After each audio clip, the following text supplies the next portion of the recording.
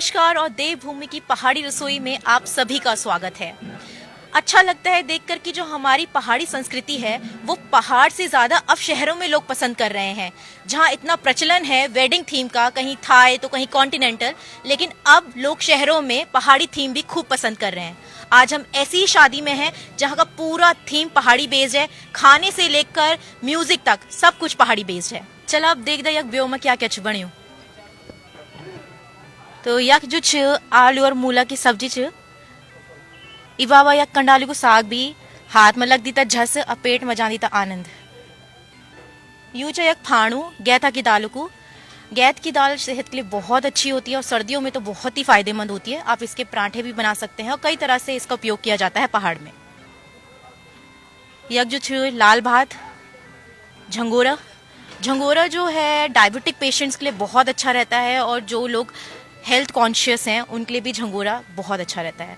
खुशबू तक बिटी आनी, बहुत ही लजीज खुशबू छानी। चलो देखता तक क्या बनी। वो जो खुशबू आ रही थी वो यहाँ से आ रही थी क्योंकि यहाँ पे बन रही है लगड़ी।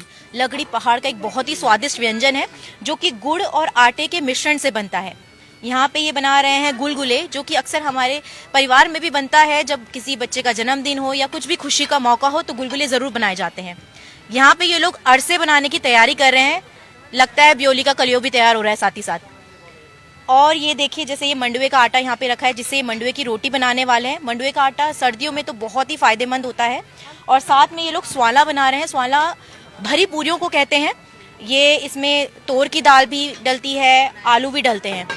चलिए अब बात करते हैं उनसे जो कि आज ही पूरी केटरिंग संभाले हुए हैं। जो सारा भार है वो आज इन नारियों पे है। इनसे पूछते हैं कि कैसा इन्हें लग रहा है। मैम आप घर पे तो कि हर रोज़ किचन में खाना बनाते ही होंगे, यहाँ शादी में खाना बनाने का क्या एक्सपीरियंस रहता है? अच्छा लगता है। हम गढ़वाली पकवान पकाते हैं, सभी लोगों को खिलाते हैं। हमें अच्छा लगता है। हमारा कल्चर आगे बढ़ेगा, सब लोग इस बारे में देखेंगे। बहुत अच्छा लगता है हमें। ये बहुत अच्छी बात है कि आप घर से बाहर निकल के लिए अपने लिए स्वयं एक रोजगार पैदा कर रहे हैं। तो जो घर पे जो लेडीज बैठी हैं आप उन्हें कोई मैसेज देना चाहेंगे?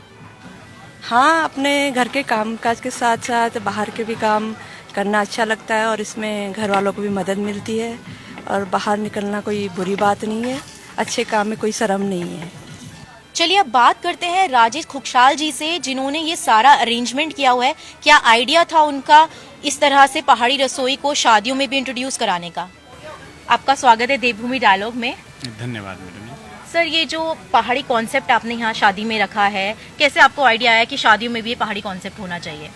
जो मेरा मेन उद्देश्य था, जब हम शादियों में जाते थे तो जो पंजाबी लोग अपने कल्चर को बहुत प्रमोट करते थे और चाहे जो साउथ इंडियन हो या जो राजस्थानी हो, कोई भी हो, वो अपने कल्चर को, अपने खान पीन को बहुत जो हाईलाइट करते थे। तो जो मेरे मन में भी यही उठता था कि क्यों ना हम अपने पहाड़ के जो व्यंजन हैं उनको हाईलाइट करें और जन जन तक पहुंचाएं। और मैं